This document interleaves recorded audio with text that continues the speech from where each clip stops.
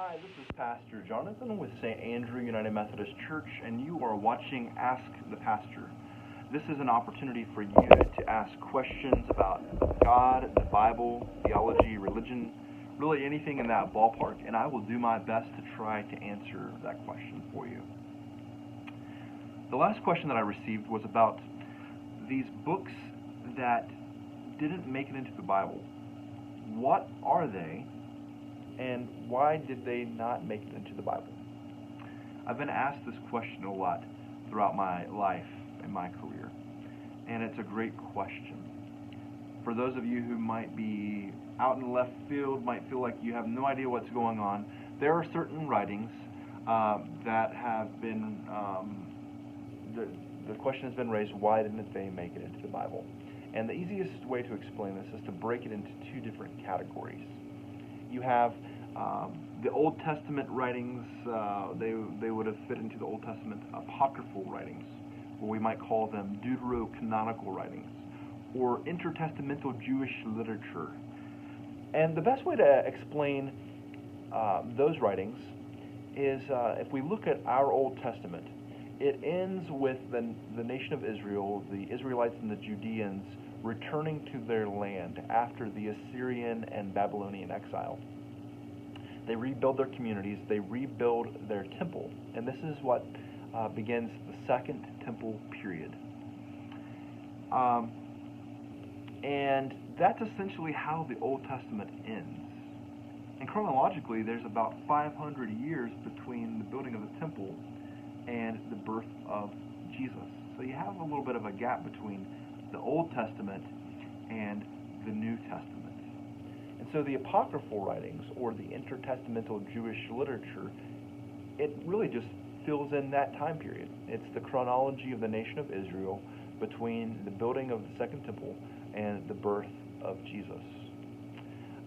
So, what happened during that time period? What is the Apocrypha and what's it all about? Well, we know that after the Israelites, the Judeans, returned from exile, that they lived under the rule of the Persians. And then the Persians were defeated by the Greeks, and the Greeks wanted to impose their Hellenistic culture on Israel, and the Israelites didn't want that. They wanted to maintain their Jewish identity, and so they revolted, and they fought against the Greeks, and they won. And we call this the Maccabean Revolt, because this family, a priest and his sons, formed an army that revolted against the Greeks, and they were the Maccabean family. They became the kings of Israel, and for about 100 years, Israel had independence. And it was the first time that they had had independence in many centuries. And this group of people, the Maccabeans, they became known as the Hasmoneans. And so there was this Hasmonean dynasty for about a century. But the Hasmonean dynasty was eventually defeated about 100 years after the revolt. They were defeated by Pompey, the leader of the Roman army. And so that's when the Romans conquered Israel and began to occupy the nation of Israel. And so that was maybe about 40 to 60 years before the birth of Jesus. So that kind of sets the stage for Jesus' life and ministry, living under Roman occupation. And so that's essentially what happens in the Old Testament Apocrypha. It tells us the story about the nation of Israel between the building of the Second Temple and the life of Jesus. So, one interesting fact that you might not know is that the basis, the foundation for the Jewish holiday Hanukkah is found in the Maccabean books, because some of the Jewish people got stuck, trapped in a cave, and they only had enough oil for their lamp for one night. But somehow, miraculously, they were able to burn their lamps for 8 days. And this becomes the basis for the Jewish holiday of Hanukkah. And we find this in the Maccabean books. Jesus actually celebrated Hanukkah. When we look at John chapter 7, we're told that Jesus goes to Jerusalem to celebrate the Festival of Lights, which was Hanukkah. And so there's some interesting stuff that happens in the intertestamental Jewish writings known as the Apocrypha. So why didn't they make it into our Bible? Well, that's a great question. These writings are actually found in Roman Catholic Bibles and in Greek Bibles and Slavonic Bibles, but not in Protestant Bibles. And there are a few different explanations. Jesus never refers to the writings that are in the Apocrypha. And he does refer to the writings of Moses. He talks about people like David. He talks about Job and Jonah, Daniel. But he never refers to anyone or anything that happens in this time period. And so some of our Protestant fathers decided that there just wasn't enough religious significance to include them in our Bibles. I think the greater reason why they are not included in Protestant Bibles is because Martin Luther, the founder of the Protestant Church, was extremely anti-Semitic, and there's just really no way around. There's no easy way of saying it.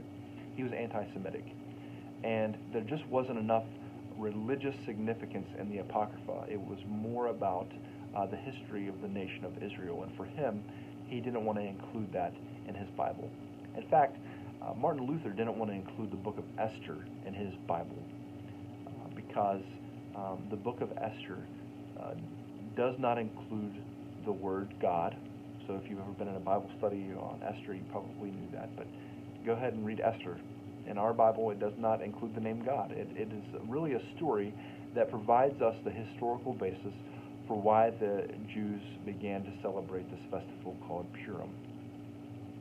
Martin Luther didn't want to include that in his Bible because he was anti-Semitic, and he didn't want just some story about Judaism in his Bible. He didn't think it was important. Martin Luther also didn't like the book of James in the New Testament. He called it a strawy epistle. And the whole Protestant Reformation was really founded on Paul's letters, Paul's writings. And the letter of James conflicted with some of the things that Paul had to say. In Romans chapter 4, Paul says that we are justified by grace through faith.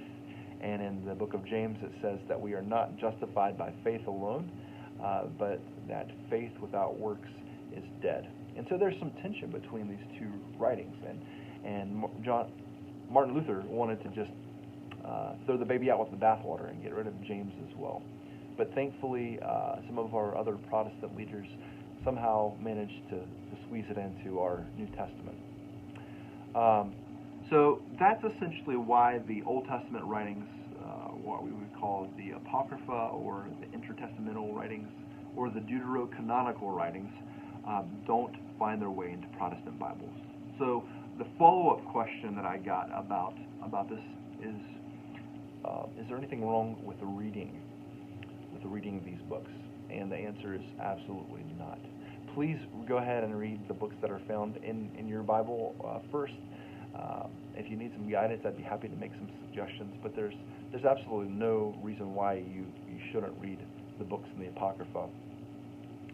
I've read through parts of them. In fact, when I was in seminary, I did a research paper on how the book of Sirach and the book The Wisdom of Solomon, which wasn't really written by Solomon, how those writings deeply influenced the theology of James, the brother of Jesus. There are some just amazing parallels.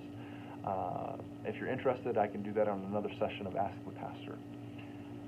So that's essentially what we know about the Old Testament Apocrypha. So what about the writings that didn't make their way into the New Testament? We have a couple different categories. I have a copy of the Apocrypha right here with me, what I was just talking about. But I also happen to have another book with me called the Other Bible, and it has collections of writings that didn't make it into our scriptures. And it includes the Gnostic Gospels, the Dead Sea Scrolls, Visionary Wisdom Texts, Christian Apocrypha, Jewish Pseudepigrapha, and the Kabbalah. So there are a couple of different categories of writings that did not make it into our New Testament, and that would be the New Testament Pseudepigrapha, and the word Pseudepigrapha, it comes from two words. It's a compound word. Pseudo, which means false, and graphe, which means writings. Essentially, people many centuries after our New Testament was written, they composed writings, and they wanted their writings to have some credibility, and so they attached well-known names to their writings, such as Peter and Thomas, and the Gospel of Bartholomew, and the Gospel of Judas. And they don't belong in our New Testament because they were written literally centuries after the writings that we have now. So you've probably heard of the Council of Nicaea, the first ecumenical council of the church that took place near the end of the 4th century. A lot of people think that it was the Council of Nicaea that determined the books of the New Testament, and that's really not accurate. There wasn't a church council, there wasn't a really strong, definitive time period that Christians in the first few centuries decided what books would be in the New Testament. When we think of the early church, we need to think of it geographically as the Eastern Church and the Western Church, and they were divided geographically, but they were also divided linguistically. Some spoke Greek, some spoke Latin.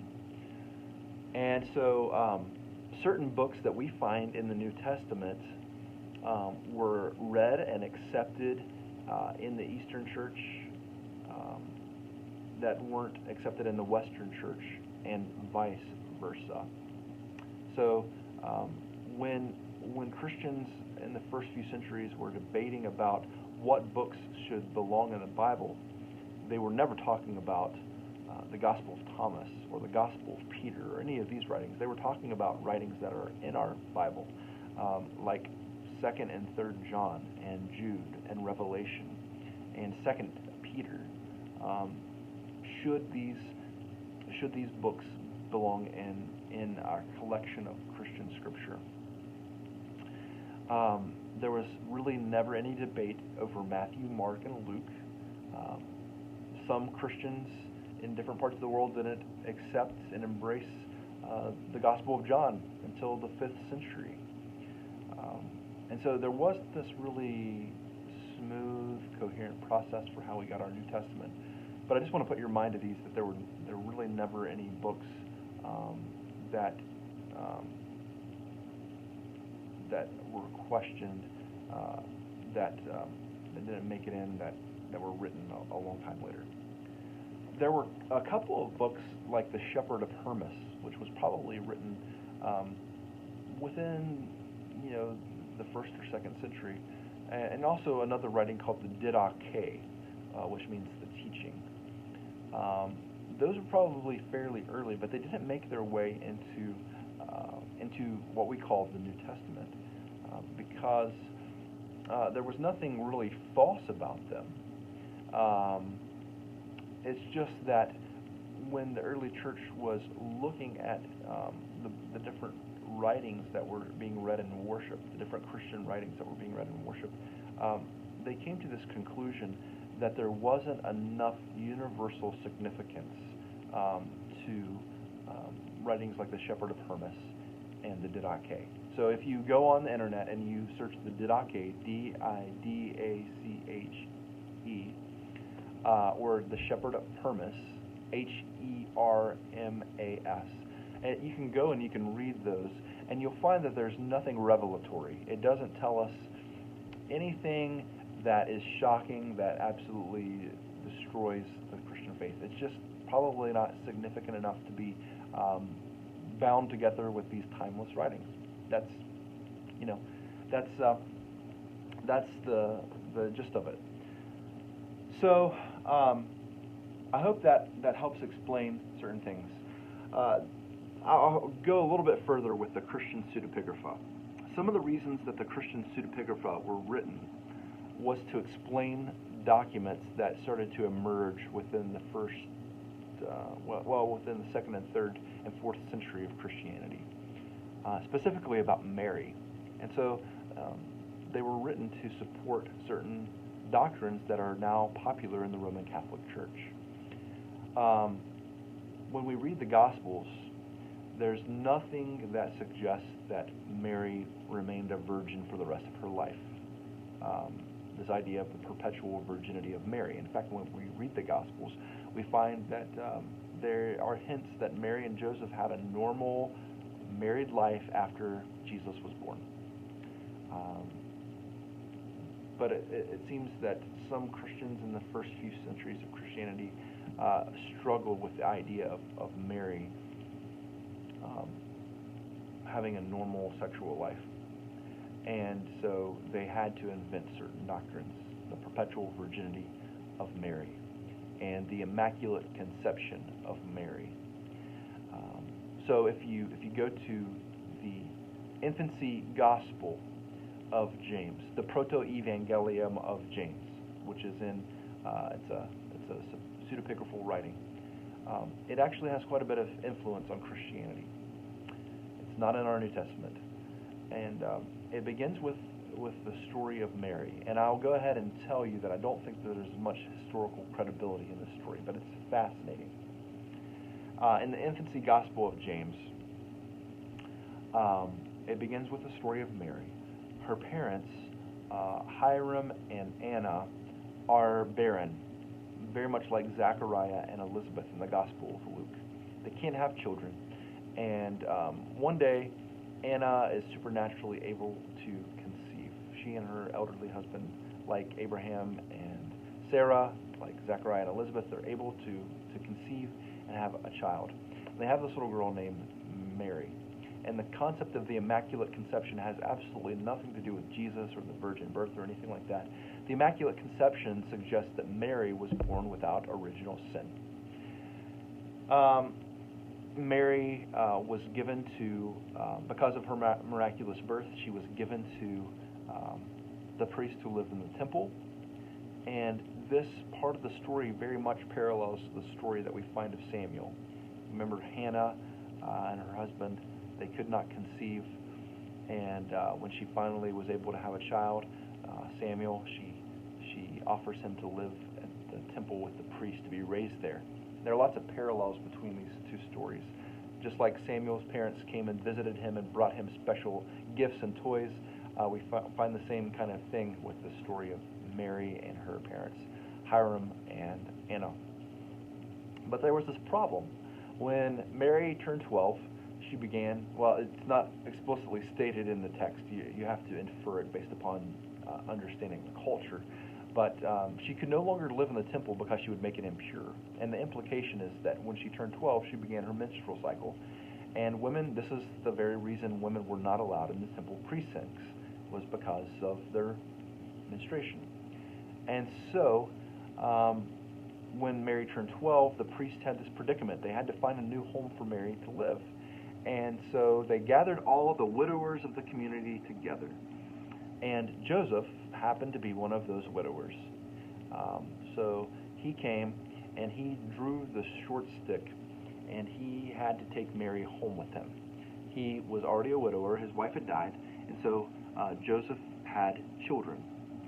And the Roman Catholic Church essentially felt the force of coming up with a story like this to explain why the Gospels, Matthew, Mark, Luke, and John, tell us that Jesus had brothers like James and Joseph and Judas, and he also had sisters. And this was the way that some Catholics explained how Jesus had siblings. So Joseph took Mary home with him. He was an elderly man who it suggested that he would not have been able to have sexual relations, that he took Mary, and he had to go complete the census, go to Bethlehem to fill out his taxes, to fill out the census and pay his taxes. and he was conflicted about whether he should claim Mary as his daughter, his adoptive daughter, or as his fiancée. And in the end, he claims her as his fiancée, but the two never have sexual relationship together. And on their journey, they travel to Bethlehem, and Mary is riding on a donkey. And it's interesting, that's a pretty popular theme in Christian art. You'll see it on Christmas cards and in Christmas movies and in pageants and all kinds of things. But in the New Testament, in Matthew and Luke, there's never a suggestion that Mary rode on a donkey. We get that imagery from the proto-evangelium James. And James, Joseph's son, is the one who is leading the donkey as Mary and Joseph travel to Bethlehem, where he will complete the census. And on their journey, Mary goes into labor, and so they stop, and she gives birth to Jesus in a cave near Bethlehem. And this is to support the idea that Christians had for the first few centuries, that Jesus was born in a cave. And so all of these things are super fascinating to me, maybe not so much to you, but there's no historical basis for really much of anything that I've just shared with you, but it's all in the Apocrypha, and it was written to support early Catholic ideology and doctrine. We also have in the pseudepigraphal writings, we have stories about Jesus when he was a child. People wrote just out of sheer, they needed to satisfy their curiosity of what was Jesus like as a child. And these writings, the way that they depict Jesus, are just honestly terrible. Jesus is depicted as a total brat who performs miracles not out of compassion and mercy like we see in the New Testament, but as a means of force and control and vindictiveness. And so there's an occasion when Jesus is a child and another child is playing with him, and this child dries up a pool that Jesus had been playing with.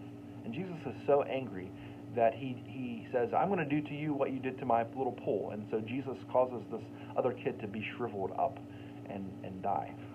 And so Jesus has a lot of explaining to do to adults in these writings, because he has a lot of adults who come to him who are very upset of how he treated their children. There is one funny story about how that Jesus is working with Joseph in his shop. And apparently Joseph was not a measure twice, cut once kind of guy. He had a board that was just too short. And so Jesus took that board and he stretched it out. So I'll say once again, there's nothing historically credible about these stories. They were invented to try to satisfy the curiosity of the earliest Christians. Written probably between the 2nd and 4th century AD, so much, much, much after Jesus' life, after the apostles had died. And so there's no harm in reading any of those, but I would encourage you to please read your Bible, the Old Testament and the New Testament first before you move on to these other writings. So I hope my explanation of what these writings are, the New Testament pseudepigrapha, I hope that my explanation of what they are also explains why they never appeared in our New Testament. So I realize in some ways I was moving in different directions, and I hope that all of this made sense. I hope that it was helpful, and I hope that it was interesting for you. I'd love to hear more questions from you, and I hope to talk to you soon. Take care, and God bless.